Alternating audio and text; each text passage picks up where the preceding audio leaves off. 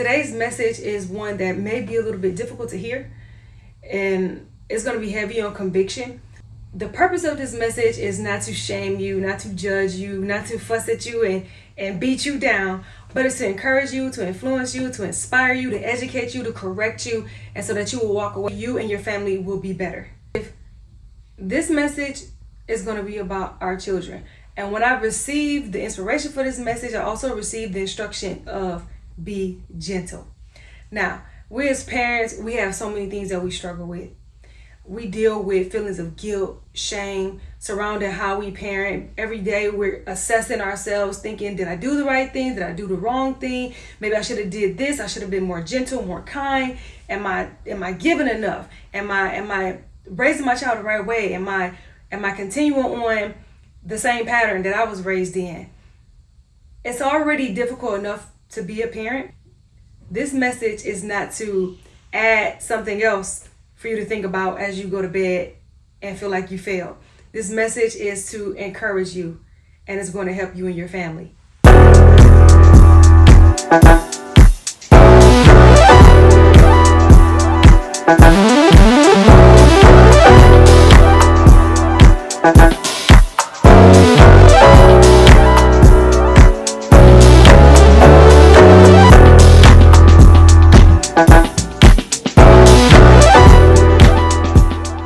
Many of us as adults are already struggling, trying to change our diet, looking to make certain changes. And a lot of us have already been given ample time to do it.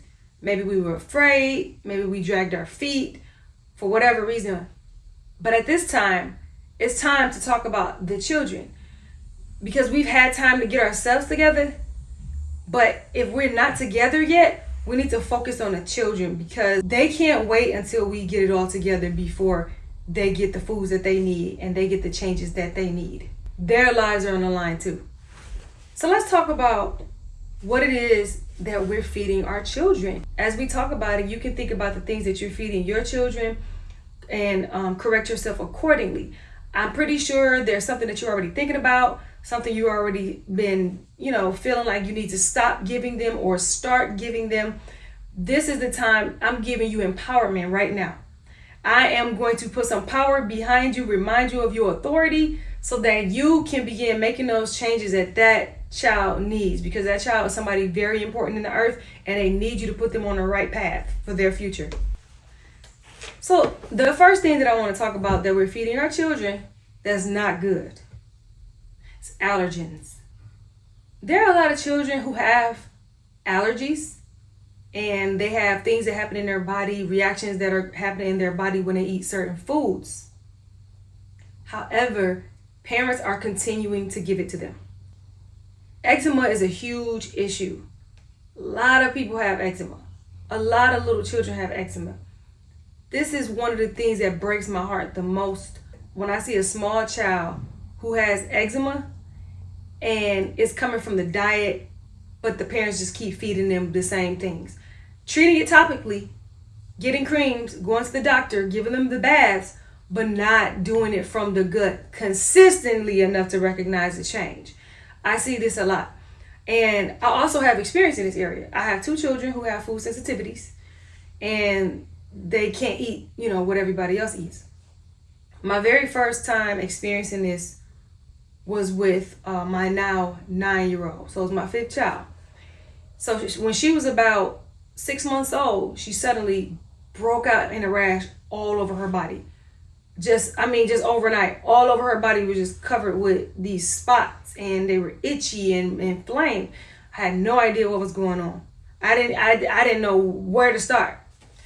But the way I'm wired, I like to think. I'm a very curious person. I like to problem solve. And ultimately, I believe the responsibility of my children's health, it belongs to me and not a doctor.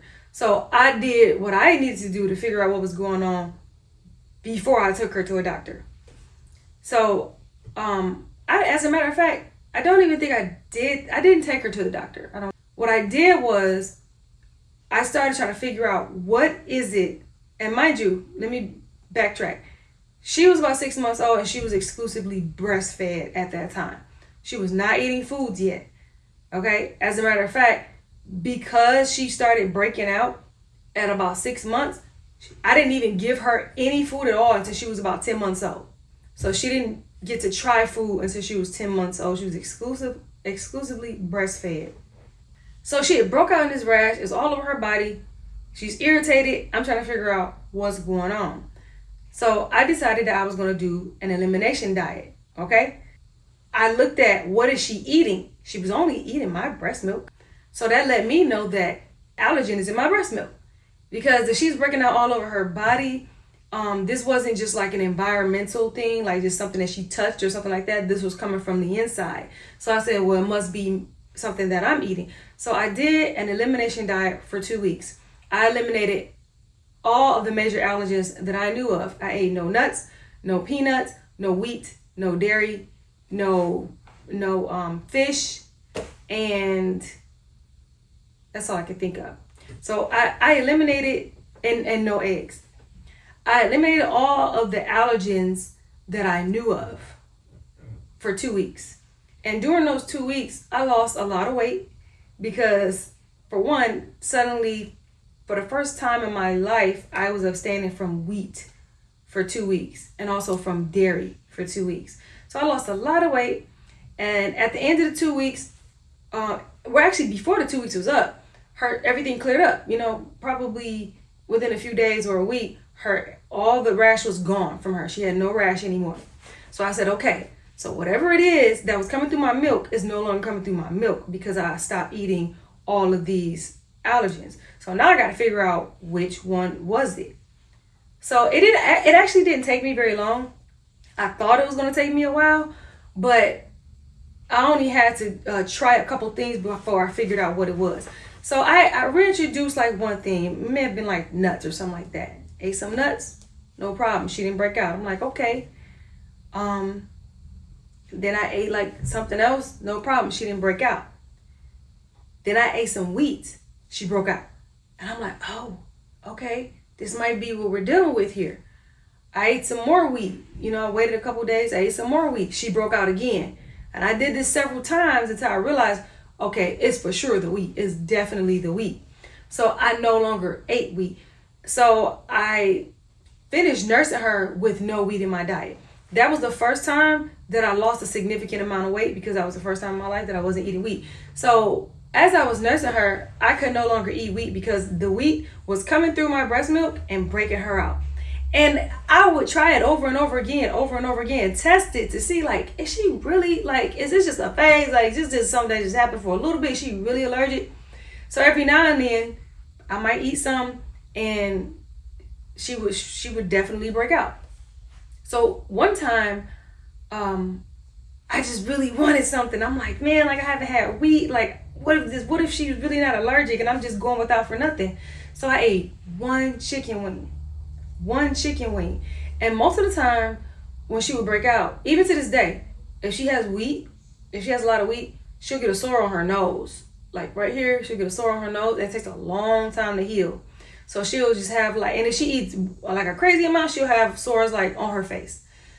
And also she'll be itching, I know some of y'all got them children who walking around like this all the time. They always itching, just all day long. They scratching all the time. So I ate one chicken wing, and my husband came to me and he said, "You ate wheat?" And I'm like, I ate like a wing. And then he said, "Look at her face. Look at her face." He was so upset. He said, "Look at her face." I'm like, "Oh, I'm so sorry." Like, I just did not think that she was that sensitive that just the flour on a chicken wing would break her out, but she was. After I seen that, I was done. I was like, okay, I'm not doing this to my baby. And I didn't give her wheat at all. Another thing, insert. I told you I during the elimination diet, I didn't have dairy either. I wasn't drinking milk for the 2 weeks. And then when the 2 weeks was over, I tried to have some milk with something, and I couldn't swallow it. Like, I looked at the milk like, what? Like, what's wrong with it? Like, it was so nasty to me that I couldn't swallow it. That's when I stopped eating dairy.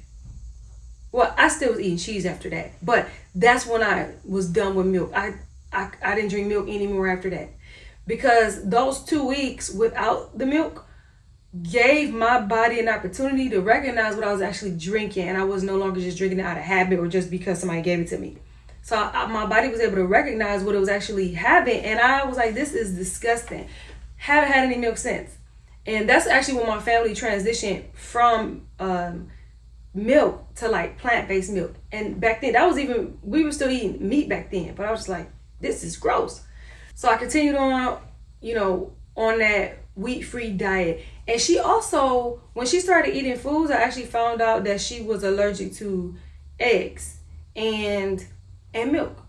If she had milk or eggs, it would make her throw up. Okay. So one time my husband was holding her, and she was probably like 18 months, or maybe, I don't know. She was over 1, and he was eating banana pudding. Okay. Banana pudding is like a nightmare for her because it has eggs in it, it has milk in it, and it has wheat in it. And her hand just dropped in his plate, just a little bit. She's a baby. Her hand dropped in his plate, and then she licked it like that. She threw up within a couple minutes. That's how sensitive she was, okay? So here's my point. That's my experience, but I want to let you know my whole point. My whole point is this. I figured out what was bothering my baby. And I made adjustments in my own diet, and I made adjustments in my household and how I prepared things for her sake, because I didn't want her to be itching. I didn't want her to be inflamed. I didn't want her to be wheezing. Or her nose would run. Like if she would eat wheat, her nose would be running. And some parents, you have children who have noses that are always running and it's always wet. It's because they're allergic to something, but they're eating it every day. So children are walking around itching, inflamed, runny nose, even wheezing. Another thing that I noticed, that when my daughter would eat wheat, she would begin to get cold symptoms. So her nose would run, she would be coughing, and you could hear like a little wheezing in her. She'll have mucus in her chest and in her nose. Those are things that you wouldn't immediately think, oh, this is an allergy. You just think, oh, she got a cold or something. No, that's what happens when she eats wheat. Some of y'all's babies, what you're seeing in them is an allergy, and it is so important that you change your diet. They shouldn't have to suffer. They shouldn't have to be itchy, inflamed, crying, whining, sick. And here's the thing. Whatever you see on the outside of the body is really just a small part of what's really going on the inside. So if your child has eczema on their skin and their nose is running, what's going on in their lungs? What's going on in the lining of their stomach? What's going on in their intestines? These are things that can lead to children being in distress, being upset, being like sad, feeling depressed because there's chaos going on in their gut. It's really important that you change your diet. So any parent, if your child has eczema, if your child is always itchy, please do an elimination. If you already know what it is, you may not know what it is, but whatever it is, if you don't know what it is, do an elimination diet. If you know what it is, stop giving it to them. It's not right to make them suffer. And that's why I say this message might be a little bit hard. You might feel some guilt. That's normal and natural, but we don't want to stay in guilt. The purpose is not to make you feel guilty and say you shouldn't be giving your baby. I'm not here to judge you, but I am here to admonish you and tell you that put your baby in a position where their bodies can be healthy. Now, some people, you may not have changed the baby's diet because maybe you don't feel like it's that serious. Maybe you haven't really taken the time to do a full assessment of what's really going on with them. Maybe you just dread changing the diet. Maybe you feel like it's an inconvenience. Whatever the reason, do whatever you got to do to protect your baby. I'm going to give you another example. So my 7th child that I had, when he came out of the womb, babies come out and their skin is like, they got a little baby acne, or it might be a little inflamed, but his wasn't clearing up. His face started looking more and more raw. And I started getting concerned after, the week was over. I'm like, it doesn't look like his face is getting better. It looked like it's getting worse. It was getting like more and more inflamed and like pink. So I started saying, because I know that I had a child who had an allergy before, I started saying, I think he might be allergic to something. He was only a week old, but he was beginning to have my milk. At this point, I'm back on eating wheat, and cheese. Okay, I was done with milk, but I was still eating cheese. So I was like, I got to do an elimination diet. I got to figure out. I'm like, and his back was covered in like teeny tiny bumps. So his cheeks were like getting more and more pink, and they were blotchy. And then his back was like a whole bunch of tiny bumps. So I sat there and I was looking at him when he was in the bassinet, and I was thinking to myself, I'm going to do an elimination diet. And then I just heard the Ruach say, wheat, dairy, just like that. He like, you ain't even got to do all that. I'm going to tell you exactly what it is, wheat, dairy. So I thought, wheat, dairy, okay. So I cut out wheat and I cut out dairy for, I think, a week. I cut out wheat and I cut out dairy. Within 2 days, his face changed so dramatically. I had never even seen a boy like that. Again, he's only like a week old. So his face, there was no more blotches. It was no longer pink. It no longer looked inflamed. And I thought his face was just fat. So he came out with these big puffy cheeks, and I thought he was so cute. Oh, he's so cute. Look at his big puffy cheeks. Do you know them 3 days that I was off of wheat and dairy, that boy's face went down so much? And I'm like, that wasn't even his face. And it just made me think of how children can come into the world and have an issue, but that ain't even how they look. And you think everything is normal, but they're not even supposed to look like that. So his face was really puffy, and it went way down, and he has like this little point on his chin. He didn't have that point before. I thought, and he just looked like a completely different boy. He's a dark-skinned little boy. So because his face was so inflamed, it made him look lighter. So I didn't even meet my baby for real. It's like I didn't even really know what he looked like. Praise y'all that I actually listened and cut those things out of my diet, because I was able to see, wow, this is how he's supposed to look. I'm going to insert the before and after picture of his face. So when I cut those things out, his face changed in like less than 3 days. And having now 2 children who have food sensitivities, I was like, I really have to make a change, okay? So it was around that time that I really merged our diets, because we used to just I used to just make like a gluten-free version of everything, but what I began to do was make mostly gluten-free stuff for everybody. And it's not just gluten, okay? I don't really want to talk about that right now, but it's not really just the gluten that people are, I don't think it's really just the gluten that people are allergic to. I actually believe that it's glyphosate that people have sensitivities to. And I believe that some people are more sensitive than others. The reason why I believe that is because the gluten allergies started really popping up and increasing in the 80s. In the 80s is when they started using glyphosate, which is Roundup, on oatmeal and wheat. And the reason why they use glyphosate on oatmeal and wheat, it increases the yield of the crop by a significant amount. The way that they increase the yield is that, you know, that glyphosate is like a weed killer, right? It kills plants. So when you spray glyphosate on a wheat plant, on an oat plant, then what happens is, as it dies, it gives up all of its energy, and it does what's called gives seed. It gives seed. It's throwing all of its last energy into the seeds, into its reproduction, and then it gives extra. Okay, so when they get ready to harvest it, they spray it down, and then it gives seed, which gives them extra. Then they harvest that. I believe that that's what people are really allergic to, simply because the allergies to gluten and the use of glyphosate on wheat and oatmeal are increased together. They increase together. Also, some people who are allergic to gluten, some people who are allergic to gluten also can't eat oats. And those are the 2 main crops that they use glyphosate for. Now, my daughter, she can't eat wheat, but guess what? She can't eat oatmeal either. And I thought that was weird. I was like, oats? Like, what does that have to do with gluten? And gluten is a protein. Gluten is the protein that causes dough to be able to stretch. So I was like, I didn't know it was gluten in oats. I don't know. Maybe it is some gluten in oats. but I didn't believe that was the reason. If she ate oatmeal, she would throw it up. Anyway, if your child is allergic to something, find out. If you don't know what it is, find out what it is. If you do know what it is, cut it out. Don't let them eat it at all. Do not let them eat it at all. Don't do a sometimes thing. As a parent, you have to be consistent and you have to be diligent about it. It may be difficult to find some alternatives. It may be inconvenient for you to figure out, oh man, I'm giving everybody else in the house this, what they gonna eat. It may be a challenge.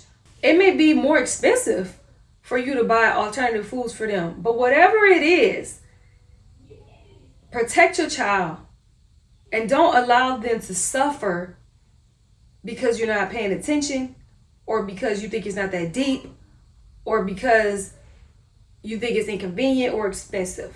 Okay, here's the other thing. Let's blow through the rest of these. I took a long time on allergens. Fast food. We're feeding our children fast food. These fast food places, okay? This McDonald's, the Burger King, the Wendy's, and the White Castle, all this stuff, okay? All these foods that we all know are serving low quality food, okay? The food is made with the lowest quality ingredients. It's not made with high quality ingredients. It's not from trustworthy sources. You can't trust that it's really what they're saying it is. They're not even really saying what it is in some cases. They're calling it something else, and you're just assuming that they mean that it's chicken or that it's beef. These things don't look like what they're saying it is. They don't smell like it. And you shouldn't be feeding it to your children. They have chemical additives. Some of it is frankenfood. We're feeding our children food that's questionable. It's not even what they're saying it is, okay?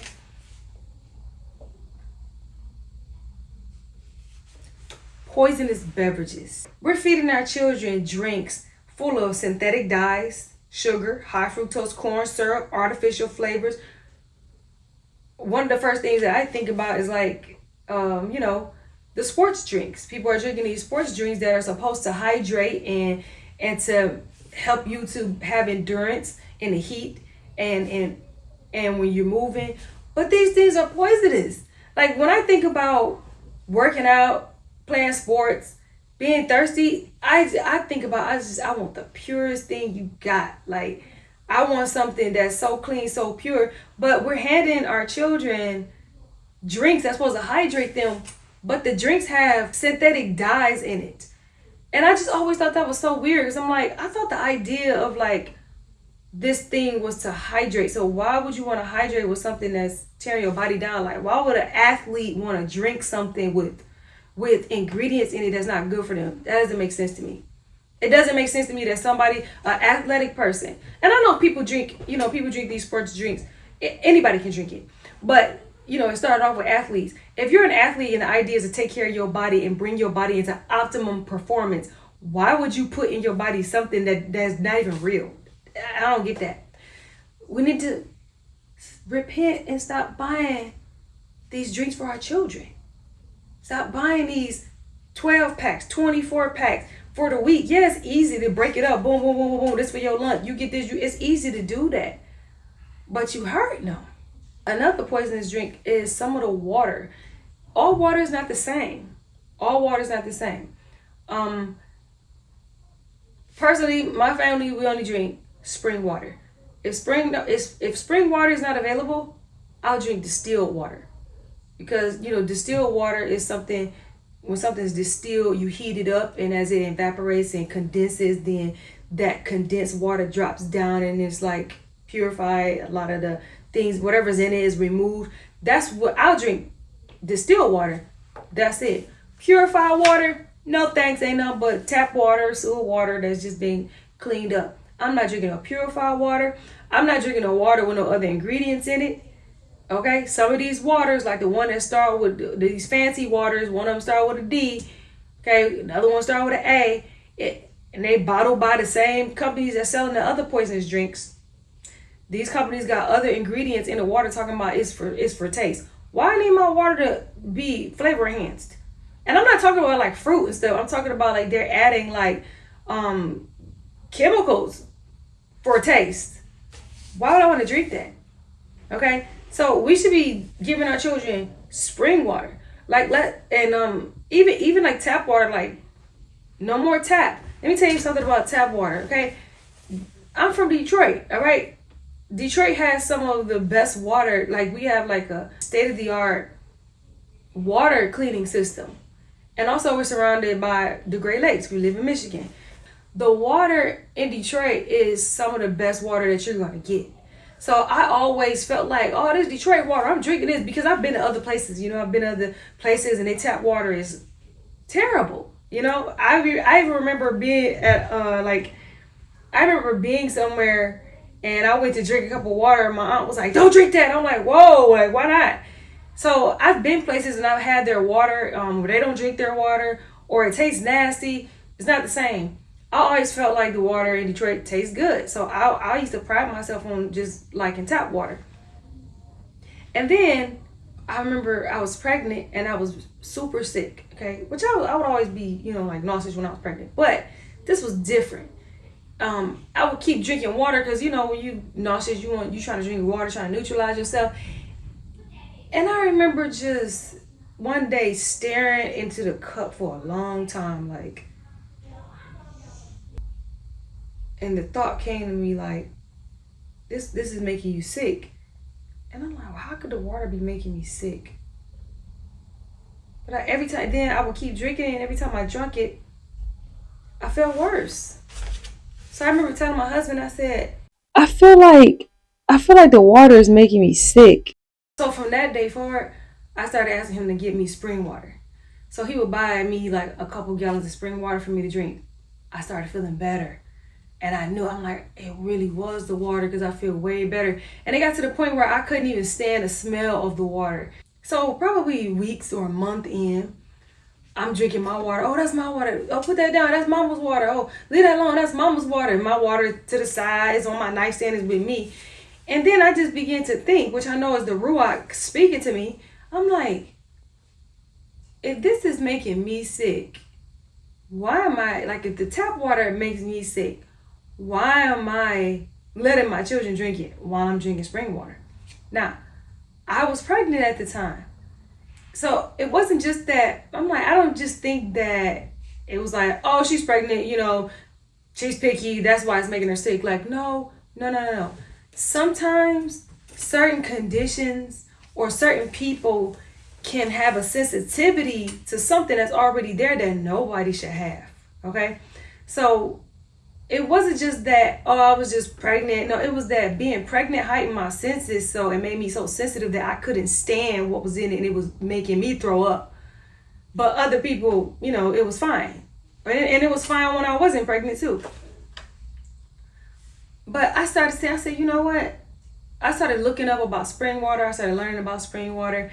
And then I started realizing that I was a person that never really liked bottled water, okay? And a lot of times I would turn it down because there was something in it I tasted I didn't like. I felt like it tasted weird. I felt like it tasted off. Some of it tasted metallic, or if it tasted sweet, I didn't want it. But I didn't know what the differences were. So when I began to learn about spring water, I started realizing, like, that's the only water I actually like. Because there was a certain brand of water that I liked, but I didn't know spring water. I wasn't paying attention to what it was. But I was like, yeah, this the only. It's like a Michigan, it's a Michigan company that sells spring water. But I remember always saying, yeah, that's the only water I like. That's the only water I like. But when I look back, I realized I liked it because it was spring water and the other waters weren't. They were purified. They were something with chemical in it, had some type of additive in it. One of those basically designer waters. That's basically what they were. I never liked those, and I always thought they were nasty.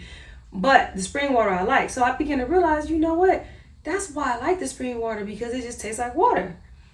So I said, we got to start buying water. Like, I don't want to give the kids tap water anymore. Like, why do I have gallons of water for myself and I'm giving my babies this? I'm not giving them this no more. So we started ordering water, like, the big containers of water. I mean, I don't mention the company because it might be different where you live. But the big 5-gallon containers. We started ordering water. And it wasn't, it created another bill. But I was like, look, this is a top priority. It's a top priority. Drinking this water. Even another thing that happened in Michigan, there was this huge thing in Flint, Michigan, with lead in the water and children being exposed to lead and people not being able to drink water for, I think it was years that Yeah, it was years that Flint, Michigan did not have safe drinking water. And I'm thinking about that. Lead in the water. And it's chlorine in the water. Sometimes the chlorine is so strong you can smell it. Your cup smells like a pool. Like, it depends on. This is something else that I learned too. There's something called algae bloom. Okay, a certain time of year you get algae bloom in the water. So it's like they have to do more to fix the water. They have to do more to like filter the water. But you would still smell the algae. You can still smell it. It's strong. It smells like almost like a moldy smell, like a musty basement type smell. That's what it smells like. Like mold, like a basement. But I'm just learning all these things about the water, and then I'm like, man, this water is not safe. Mind you, I thought the water was great. Detroit tap water is great, relatively speaking, but it's still not good enough for me and my family. So we bought the spring water. They started drinking them on spring water. We've been drinking spring water ever since. And that was probably 9 years ago, maybe. 10 years. No, about 10 or 11 years ago, actually. But let me tell you this. I have half of my children did not grow up on tap water at all. Okay? My first 3 children, they were given tap water. The rest of them were not given tap water. So by them growing up on spring water exclusively, having only had tap water, if it was like we didn't have no water at all and they just had to drink it, they think tap water is crazy. And look, I didn't even like put a lot of emphasis on, hey, don't drink tap water. I didn't say anything. I just gave them spring water. And I remember one time we were out of water, and one of my boys said, my mom wants some water. I'm like, we don't have any. They said, we don't have any water. We don't have any water. So I said, just get some tap water. He said, tap water? I said, yeah. He said, you telling me to drink tap water? Because he didn't get from somebody that tap water was poison, which it is. Because nobody was saying that. But he never seen us drink it. He only seen us drinking this spring water that we would get delivered. So now I'm telling him to drink water from the tap. He looking at me like I'm telling him to drink toilet water. And he said, He said, I don't want that. I'll wait. And he really did. The boy waited till we got water, which I don't know, probably later on that day or something. He said, I don't want that. And that's how they are to this day. If we don't have water, we forget to get water delivery's late, whatever the reason, they're like, oh, wait. Like I'd be like, you ain't gonna die. Just, you could drink you a cup of tap water. You ain't got nothing else. They like, oh, wait. They rather have nothing. But be conscious of even the water that you're drinking, that you're giving to your children. Sugar. Now you know I'm gonna talk about that sugar. You know I'm gonna talk about that sugar, because y'all said he want his people off that sugar. Sugar is so destructive to the body. Sugar impedes your development, it impedes your elevation, it impedes your focus, it impedes your clarity, and it impedes the voice of the Most High Yah speaking to you. I can go on and on. You can just go to my other episodes and listen to what I have to say about sugar. But we're giving our baby sugar like it's nothing. Buying it for them and letting them buy it. They're eating tremendous amounts of sugar every single day. And we can't keep doing that. Like, you have to think about how it's affecting your children. It's really not fair. One of the most unfair things that I see is people to give children things that are not good for them, feed them foods that are not good for them, and then when they act the food, they're in trouble. I always tell people, whoop yourself. Whoop yourself. If you give your kids sugar and dye, and then they start acting like they ain't got no sense, and then now you want to punish them for their behavior, you need to whoop yourself, because it's your fault. But we're giving our children sugar. They drinking sweetened beverages. They're getting sugar in their condiments like ketchup and barbecue sauce and all that. They're getting sugar in their breads, in their crackers. They're getting sugar in processed foods, frozen foods. And then on top of that, you're giving them dessert. Okay, I told you, y'all said be gentle. I'm being gentle because I don't want anybody to feel bad. I don't, because parents deal with enough guilt and shame, and I don't want you to feel guilt. I just want you to turn away from it and do better. But on top of that, they have dessert and their blood sugar levels are crazy through the roof. And spikes in blood sugar actually determine like your overall health. The more blood sugar spikes you have, the more stress you put on your organs, and the more you are leading yourself to disease. Some of our children have already developed conditions in their bodies that are, if it's not due to the diet, changing the diet would heal them. Okay? Some of them are due to what they've been fed, and some of them can be healed through what they're being fed. Okay? If you change your diet, they can be healed. So we don't want to keep giving our children sugar, and we don't want to build that appetite in them. Dry foods. We're giving our children a lot of dry foods. Okay? Not enough hydration. The body needs to be hydrated. Okay? We're electrical. So in order for our bodies to even operate properly, we need hydration. There has to be some water in there. There has to be some lubrication, throughout the body. But the foods that we're eating, not only are they dry, but they're requiring hydration. They're requiring water to be broken down, which is extracting water from the body. So we'll eat first thing in the morning. Okay, you eat breakfast. The thing that you're eating is not giving yourself the correct water. So you eat something dry. Okay, you're going to eat some pancakes and eggs and bacon or something dry. And then lunchtime comes and you're eating a chicken sandwich and fries, dry. And then here comes dinner, and we're having spaghetti with bread and salad. Well, the salad is hydrated, but everything's dry. But we need to give our children more proper and healthy hydration. We need to be given teas that are sweetened with honey, or even not at all, not sugar. Like, we need to be giving our children a lot of tea. I talk about that a lot. Like, if you watch my TikTok videos, I made a lot of videos this past winter talking about how I give my children tea, especially in the colder months. I give them tea for breakfast every single day. Every single day. Give them tea. Start off hydrating the body. Have them drink water before they eat. Give them fruit at least twice a day. That's minimal. At least twice a day, give them some fruit. The more hydrating the fruit, the better. Me, I buy a watermelon. Right now in the summertime, we've been eating watermelon for breakfast. Just most days we eat watermelon for breakfast. Very hydrating. They love it. It's convenient. But hydrate them. Give them plenty of fruit. Give them tea. Give them water. And make sure that they're getting hydrated and not just completely just drying out, which is going to lead to constipation, which is going to lead to their organs not being able to do proper functions. Let me tell you something else too. I feel to insert this. You know how some children have an issue with bedwetting?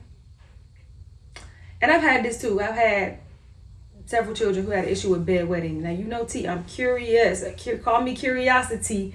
Because if there's a problem, T will figure it out. Because I'm about to be up all night. I can't go to sleep. I'm gonna be on my phone, googling everything, reading all types of papers, and listening to other people's experiences. But here's what I learned about bedwetting, and observed through experience, through watching my children. Children don't wet the bed just because they had too much to drink. And that's not why. They wet the bed the most when they're dehydrated. Listen, test it. Test the theory. I know from experience from multiple children of mine that when they have not had enough to drink, those be the nights that they'll pee 2-3 times in a row. And the pee will be strong. They will pee the most. And you know why? The reason why is because there are certain functions that your organs do at certain times. This is why we shouldn't be eating at night. This is why you should not be eating at night. No food in the digestive tract when you go to sleep. So, for example, your kidneys are going to perform a certain function at a certain time at night. And it might be like 2 a.m., 3 a.m., something like that, right? So when that kidney begins to perform that function and it finds that it's not enough hydration in the body, not enough liquid, that's what's going to cause the child to pee more than they would have. And that's why it's going to smell strong, because the filtration is going to be, it's not enough water to dilute the waste. So that's them nights where they pee be the strongest. You walk, they ain't even, the pee ain't even been there for an hour and it stink already. You like, dang, smell like pee. Because you know, if you're hydrated, your pee is not going to stink immediately. It's not going to be rancid. Like, it's going to be, you know, it's going to be very faint smell. But then notice, when does pee smell the worst? As it dries. Why? Because the liquid has evaporated and the waste that's left is what stinks.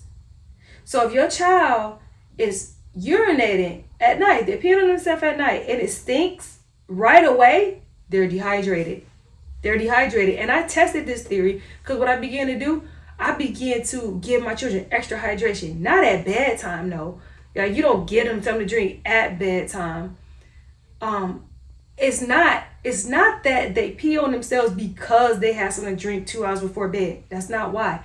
They're a lot of time, and I'm not saying it's the only reason why they're peeing on themselves, because you can pee on yourself for different reasons. It could be trauma, it could be different things. I don't want to get into all that, but I'm telling you that one of the reasons why children can wet the bed is because of dehydration. So if you have a bed wetter and you're struggling to get them to stay dry at night, the first thing you need to do is make sure they're getting enough hydration throughout the day. Okay? This is what else we're feeding our children, whatever they want. We feed them whatever they want.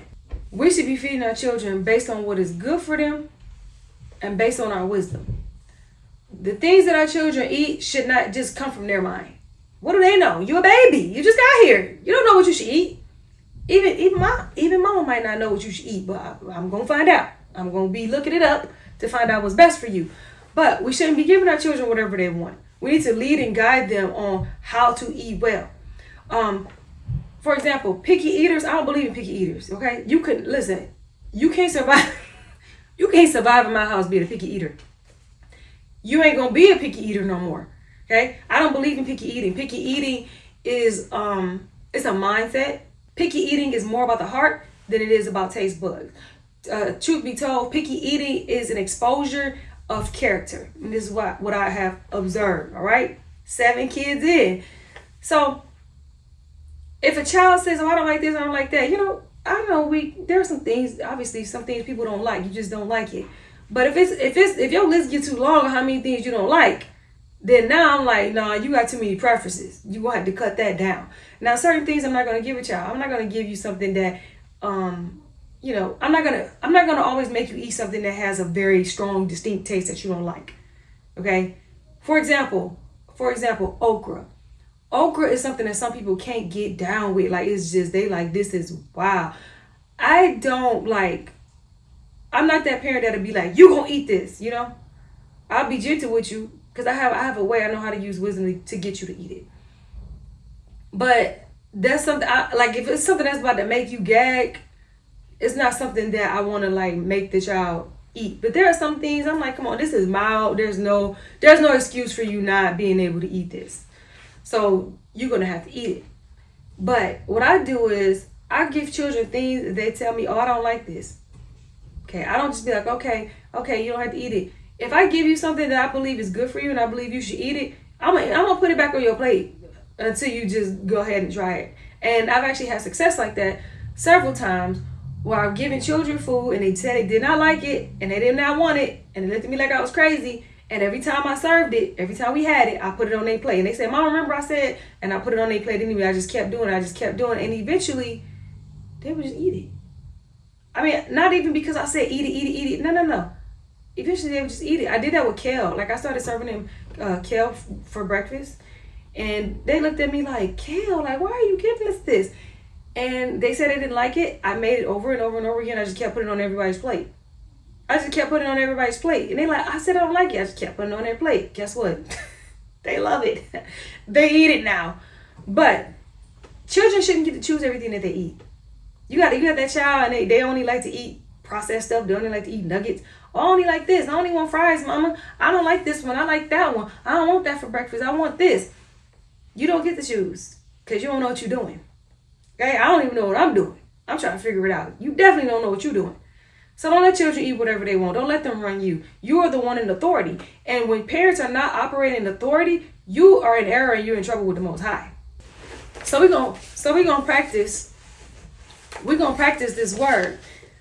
And I know there are some parents. It's difficult for you to tell. Let me say this. There are a lot of parents. Let me look at you. Okay. No judgment here. There are a lot of parents. No judgment here. We're being gentle, okay? This is not about exposing you. This is not about judging you. This is not about looking down on you and talking down on you. But there are a lot of parents who give their children what they want because of guilt. Because some parents, you know your children are hurting. You know maybe they don't have a present parent, or they have a parent that's been letting them down, hurting them, or maybe the child has some kind of issue in their body, or issue with their appearance, or some kind of experience that's difficult for them. And mothers especially, when mama feels that pain of that child, that mother feels the pain of the child in an amplified way. The pain of a child can hurt a mother worse. It hurts. I believe that mothers feel their children's pain like worse, because not only are you hurting, but I can't stop it. That hurts me, right? So sometimes what mothers will do is to compensate for the pain that they know that child is feeling. They will give them their way in a lot of areas, but specifically with food. They'll let that child get whatever they want, get as much as they want, get all the snacks they want at the grocery store. The answer is yes. All the sugar, all the things that they want to get, yes. Yes. Mama, can you DoorDash me something? Yes. Mama, can we go to Chick-fil-A? Yes. Mama, can I get some pizza? Yes. Mama, I don't want that tonight. I want this. And you say yes, because deep down inside, you saying, my baby is hurting every single day. Every single day. So what's wrong with this? Just giving them this one thing so they can just feel good. At least I know they feeling good for this moment. I understand that, but it's destructive. And we can't do that, because we're actually raising people who are going to develop a habit of burying their pain in food. And you're also denying them the practice of receiving a no with a good attitude, with a good spirit. You don't want to raise children who can't receive no, and you don't want to raise children who are addicted to food, and that's how they cope with their pain. So you can't give your kids whatever they want. You giving your kids food whenever they want. Whenever they want. I came from a household where we couldn't eat just whenever we felt like it. You had to ask, and there were meal times. You know what I'm saying? Either you eat at the meal time, or if there's something that you want, you ask for it. Some parents don't want that. Some parents want their children to feel free to get food when they feel like it. Nothing wrong with that at all. I respect that, because I see, and let me just insert this. Parents do things differently. People have different parenting styles and how they raise their children.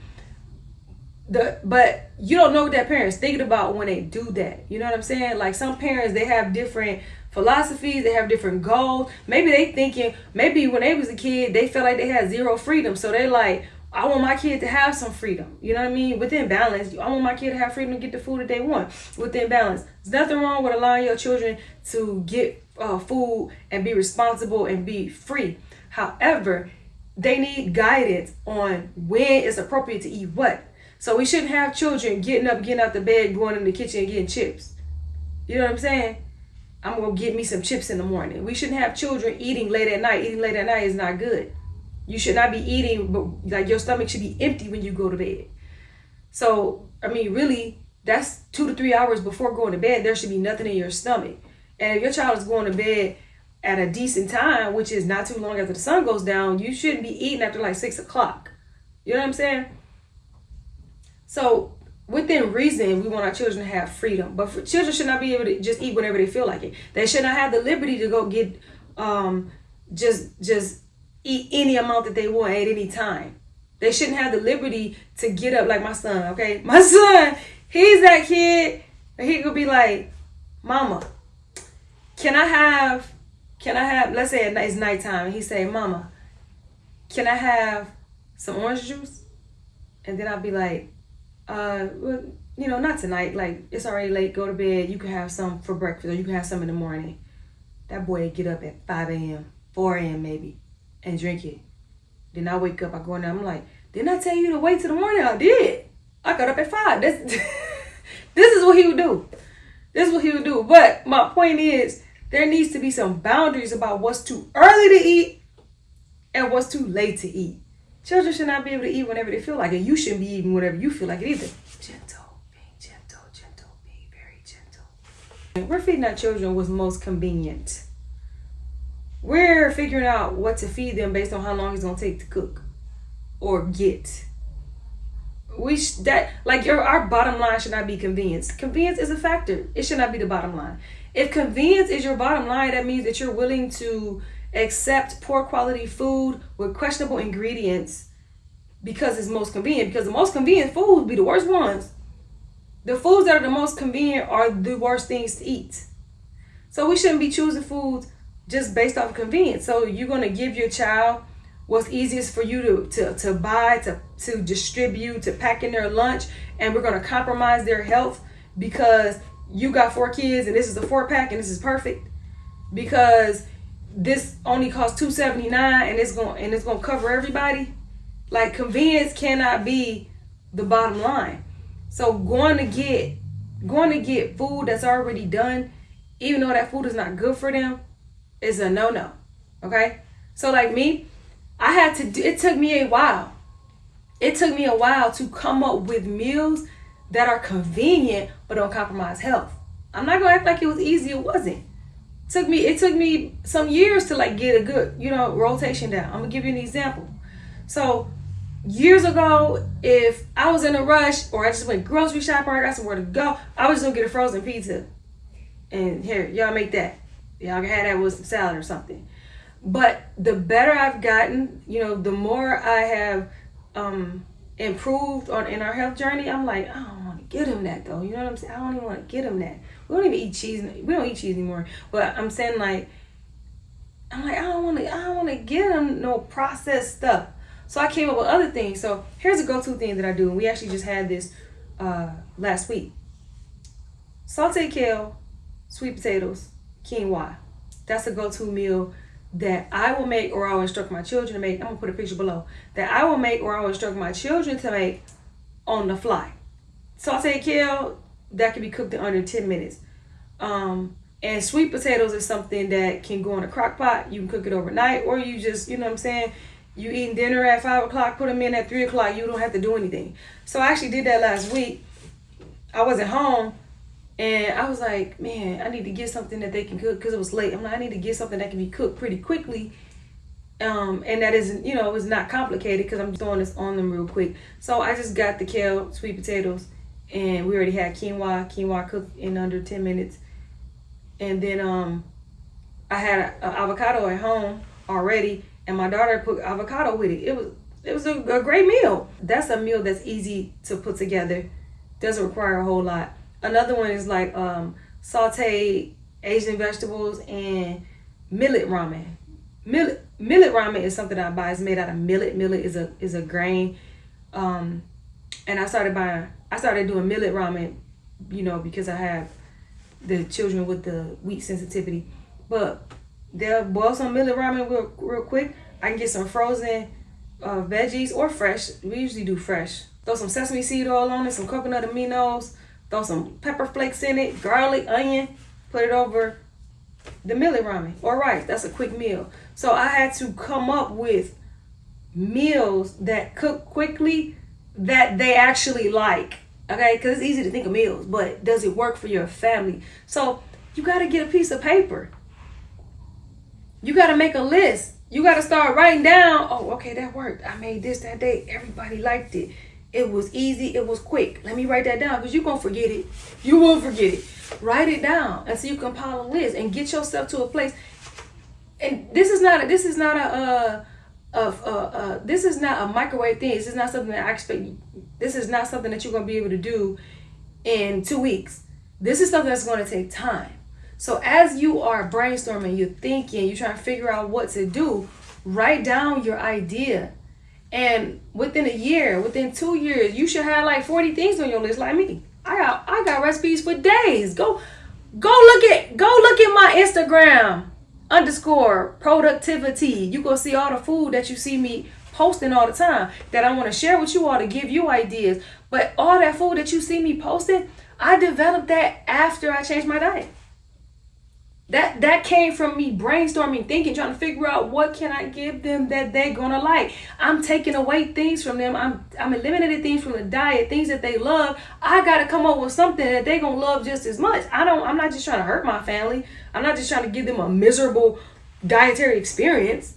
So as I removed some things, I replaced it with other things that they now love, and they're not thinking about the other stuff no more as much. You know what I'm saying? They still, some of the stuff they still want, but they like this good. They're satisfied. They're content with that. So start writing some things down. All right, let's blow through this. This is taking a long time. Now, let's look at this. Reasons why you continue to feed them the foods that they shouldn't be eating. Lack of awareness. You just don't know.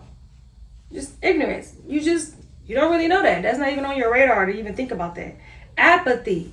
You don't really care. You like, man, whatever, man. Anytime I hear people say stuff like, whatever, man, everything's bad or whatever. Like when you hear people telling people, hey, that's not good. You know, studies show this. And you like, whatever. This is apathy. That YOLO attitude. That you only live once attitude. Let kids be kids. That's my favorite one. Let the kids be kids. Let the kids be kids. I've heard that a lot when I said my children can't participate in certain things. They can't eat certain things. Oh, they just kids. They just kids. What do you mean? So just poison them? Lie to them and tell them it's a Santa Claus because they kids? I'm confused. I didn't realize childhood was about being poisoned and lied to. So we got to stop this thing where we act like childhood is about wallowing in error. Childhood is about enjoying something that's actually terrible while you don't really know the effects. That's not what childhood is about. We should be leading our children to life in abundance, not allowing them to just do things that are destructive and just let them enjoy it now. You know, they can think about it later when they're 30. No, we should be protecting them so they don't have to deal with stuff when they're 30. So they don't have to suffer from the stuff that you got going on. Gentle. So they shouldn't have to deal with the things that you're dealing with when they're 30. Because you already know what's going to happen. Because you ate that diet. So if you ate that diet and it didn't help you and now you struggling in your body, then we got to connect the dots and be like, wait a minute, this is the same diet I grew up on. This is what I eat. Let me stop them from eating this, or this thing that's going on with me is going to happen to them. Fear. Lots of fear going on. Fear of change for yourself. It's not easy changing your diet. Like our diet is, we deeply invested emotionally with our diet. You know, you got memories, you got connections with family, bonds with family. That's a very important part of friendship and family and community is food. And when you begin to change your diet, those relationships begin to change. Some people fear that. Fear of what your family and your friends will say. Also, you fear pushback. You know, the diet that your children have, you most likely are the one who introduced it to them, I assume. And when you introduce them to a diet that's not good, but they enjoy it, it's not easy for you to go back and be like, yeah, we're not eating this no more. Because there's going to be a level of tremendous guilt that comes with that because you feel like you put them on this, now you're taking them off. I went through that. When I was feeding my family, come on. Like, if you ever seen the food that I posted like 10 years ago, you know what I'm talking about. I was making that mac. I was making them ribeyes. I was making ribs. I was making all kinds of stuff. I made whatever I wanted. Like, whatever came to my imagination, I was doing it, and I did it well. People enjoyed it. I sold it, and you know my family loved it. So it wasn't easy for me to make that change. I had to stop giving my family those rich foods that they loved. You know, some of the things I made, they felt like, man, my mama make the best one, and now she's talking about she ain't making it no more. What you mean? And you know, other people who I know feel the same way. Like, what you mean you're not making that no more, Katila? But you fear that pushback. You fear that causing a rift in your relationship with your children by telling them, hey, we're not gonna be eating dairy no more. Hey, we're not gonna be drinking, you know, those beverages anymore. Hey, you know, when you go to school or for lunch or whatever, you're not taking this no more. You can't have this after dinner no more. You can't eat after this time no more. You can't have this ramen no more. That's hard. We're not doing donuts no more. We're not eating cookies no more. I'm not making this no more. That's hard. But you fear that pushback. But let me tell you, what you're fearing is because you're seeing everything all at once. You see the big picture. You see the big picture, and the big picture that you see, all you see is disappointment. So you're like, obviously, I don't want to walk into disappointment. But you have to understand that this is the one step at a time thing. Everybody's going to be changing, growing, and evolving as you're walking. It's not no, hey, family meeting, everybody. From now on, we will no longer be eating cookies, cakes, donuts, sweetened beverages, chips, pop, cookie. Like, we're not doing that. It's one step at a time. A lot of things that I did, a lot of things that I took away and introduced, I didn't even tell them. I did it in silence. I did it quietly. Until it took them a while to even figure out what I was doing. But I was gentle with it. And it wasn't abrupt. I didn't just cut it off and be like, you ain't eating this no more. That's hurtful. You know what I'm saying? That's like taking somebody who has been on drugs for many, many years and you just gonna snatch something away from them. That's painful. That's the main thing that addicts fear, is the pain of being without their substance. It's the same thing with food. It's painful when you suddenly can't have something no more. You got to go gradually. And before you take anything away, this is wisdom. Before you remove something from their diet, you need to find something that can replace it that they'll enjoy. Okay? So I didn't just tell my children, oh, you don't eat sugar no more. No. I came up with things that were sweet that they enjoyed as a replacement. Then I said no more sugar. All right?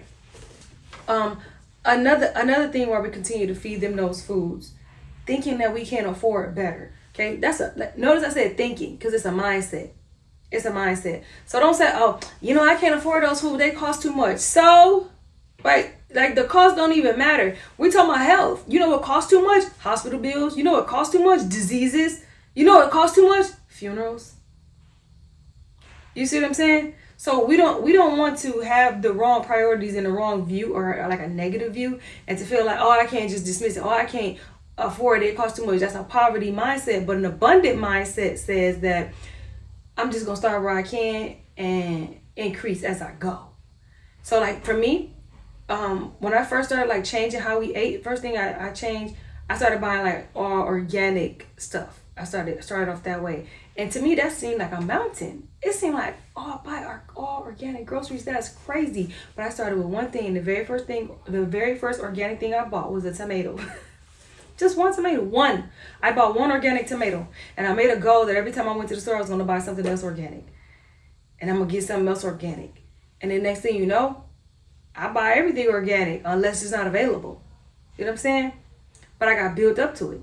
And trust and believe that if you serve Yah, then he's going to provide for you. But it has a lot to do with your mindset.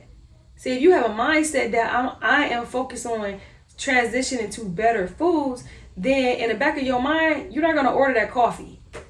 This is how you have an abundant mindset rather than a poverty mindset. In the back of your mind, you're not going to stop in the gas. When you stop at the gas station, you're not going to go in there and get a snack. Because in the back of your mind, you like, I need a little bit more money so I can go get all these organic fruits today. You're going to be focused on that. It's going to change your focus to something else. And that's where your money will go. Another reason why we're feeding these foods to our children, because we're living vicariously through them. See, some of the foods that we're giving our children, some of the reasons why our children are eating what they're eating is because we're feeding them out of our own wound. How you think I know that? That's something I was doing. Because when I was growing up, see, by me being into food, you know what I'm saying, becoming a chef, loving to cook, to make presentations, to teach people about food. I always had a love for food and food diversity and varieties. But when I was growing up, I felt like all I ate was the same thing all the time. And I mean, I pretty much did, but a lot of people are okay with that. A lot of people don't mind just having like 10 things that they eat and that's it.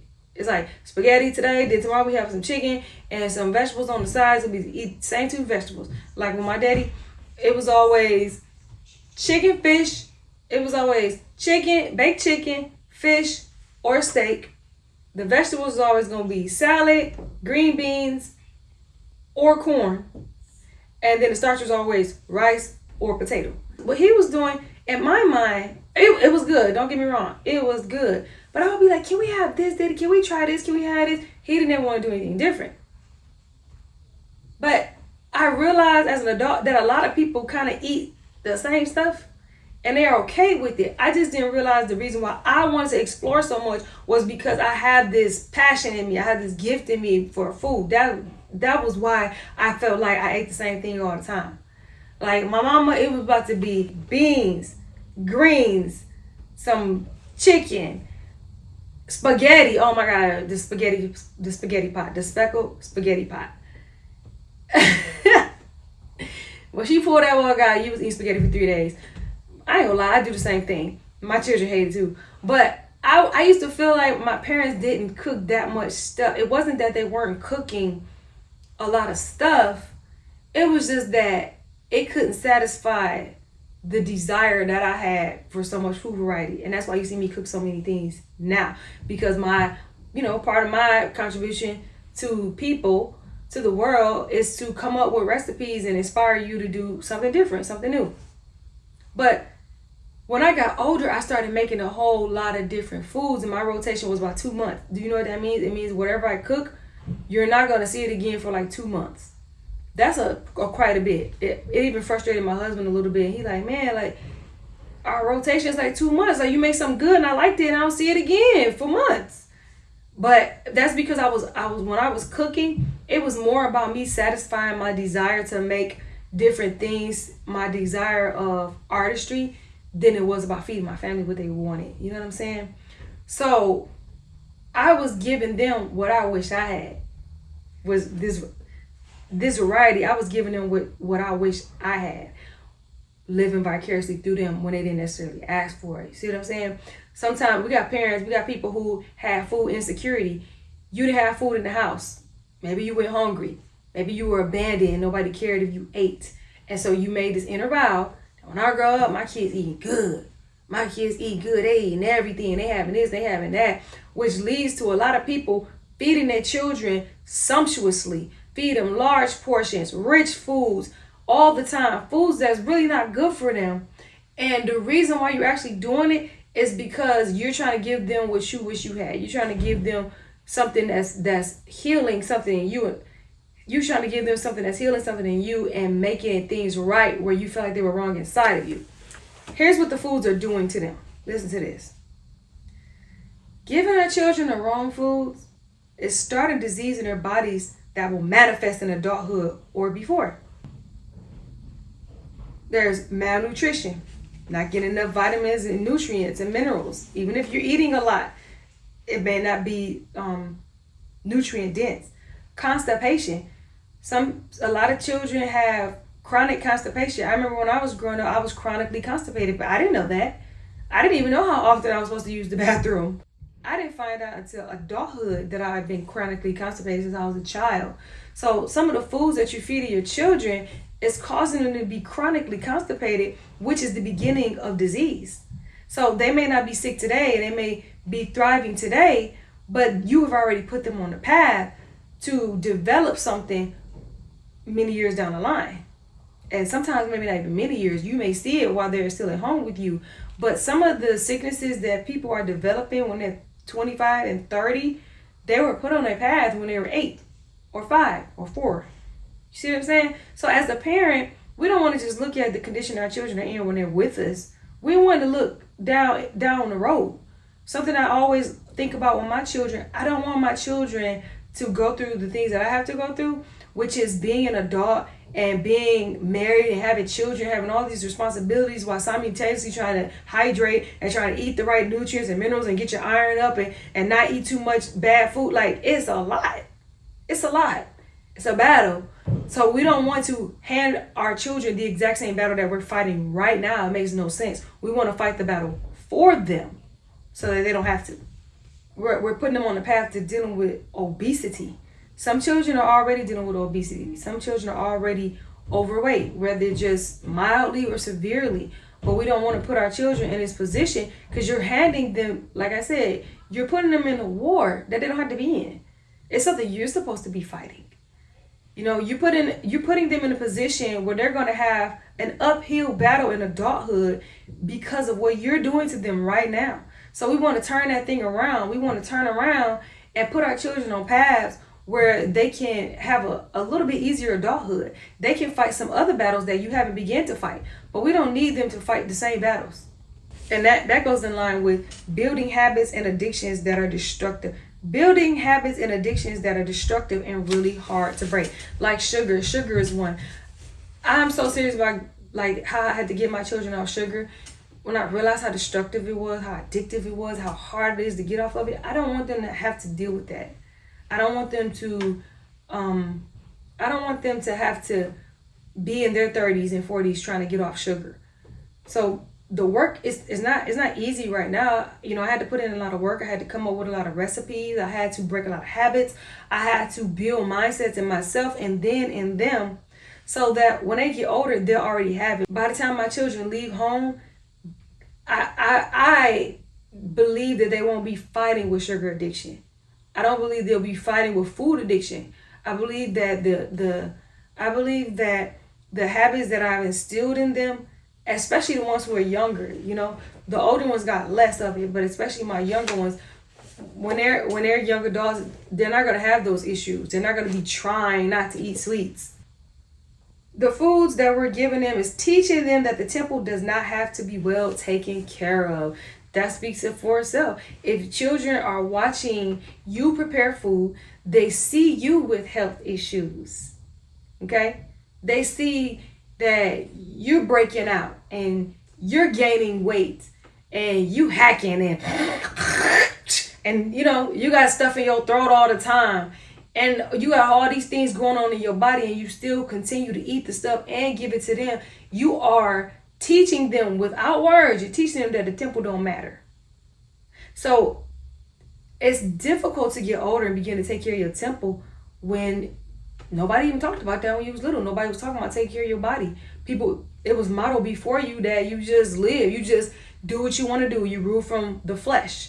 And you just give your flesh whatever it wants rather than ruling from the spirit. It's creating a chaotic gut biome that leads to depression, anxiety, irritability, lack of focus, low immunity. There are a lot of children who are dealing with emotional things that can be solved through their diet. Some children are feeling down, feeling depression, feeling anxiety, and it's because of what they're eating. Like, the food that they're eating is literally tearing down their mental health. And that can be changed by improving the foods that you give them, giving them whole foods, real foods, healthy foods, hydrating them. That alone can change their life. It's calcifying their pineal gland and impeding spiritual growth. Your pineal gland, what people call your third eye, like this is something that's connected to us spiritually. You know what I'm saying? It's like a portal to the spirit. And the foods that you eat actually affect that. And this is by design. The most addictive foods that you can think of that a lot of Americans eat, that a lot of people eat, those foods calcify the pineal gland, meaning it causes it to become hard. It causes it to become hard. And when it's hardened, it impedes your spiritual growth. It stifles your hearing from the Most High. You can't hear Him as clearly. Your discernment is not as sharp. And I know this from experience. I know from experience that a lot of the foods, when I stop eating certain foods, specifically sugar, processed stuff, and that tap water, I can't put into words what happened to my spiritual life. I can't put into words how my spiritual discernment went through the roof. My dreams was crazy. The things that I saw was crazy. The things that I knew about people the moment I laid eyes on them was crazy. And that's how we're supposed to be naturally, but we're eating foods that's literally calcified. It's like it's placing a barrier between you and Yahuwah. It's placing a barrier between. It's like putting earbuds in your ears. He's talking to you, but you got something on your ears.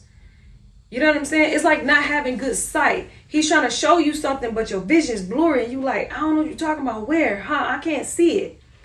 So we don't want to give our children a diet that literally stops them from being able to hear clearly in the spirit, see clearly in the spirit, hear the voice of the Most High. And lastly, building an appetite of the world in them. If you are teaching your children to follow the ways of the Most High, if you're trying to teach your children to be of good character and to be helpful in the world, to be set apart, you have to also give them a diet to match it, because if they're eating the same foods that the world is eating, you're teaching them the way of the world. Because what we talked about in my last episode, where I talked about the kingdom diet versus the satanic diet, both diets speak something, okay? You're speaking when you give your children food. You're teaching them by giving them a diet. And without words, as you give them food, if you're giving them the wrong foods, you're teaching them, feed your flesh, eat what you want. You only live once. Do what you want to do what feels good. Like, you're teaching them that they don't have to honor the temple. You're teaching them to follow the world.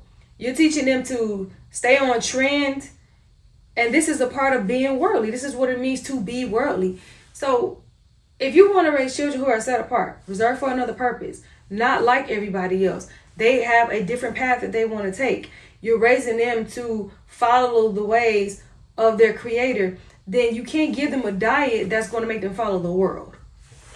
Now, finally, let's get to how we're going to begin this change. How to make the change.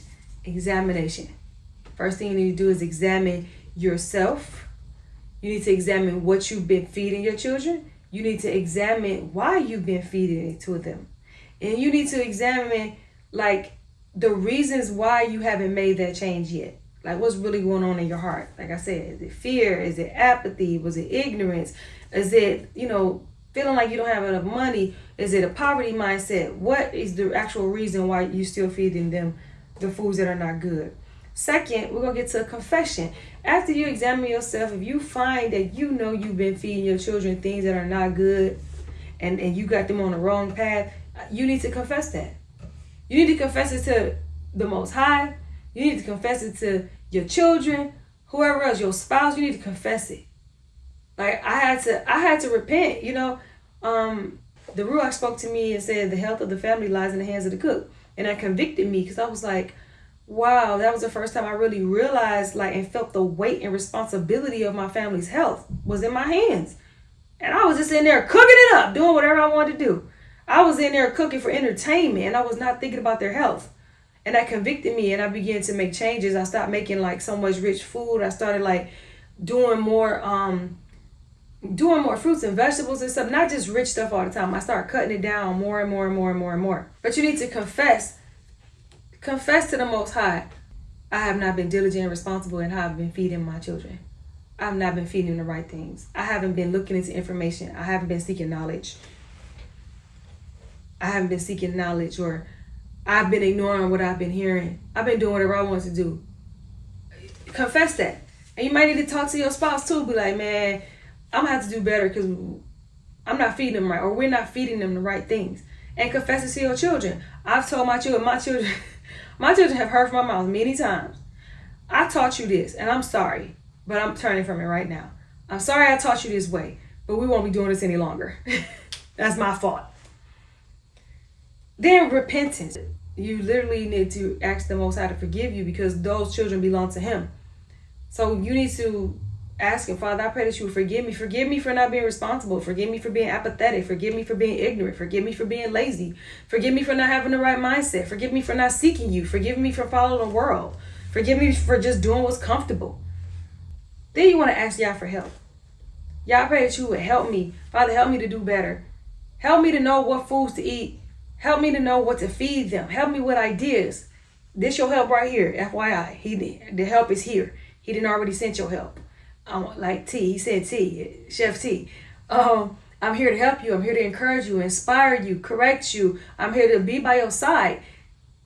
And I'm going to tell you more information on how you can get more resources. But you're going to ask Yah for help. And then you're going to seek knowledge, resources, and help from teachers.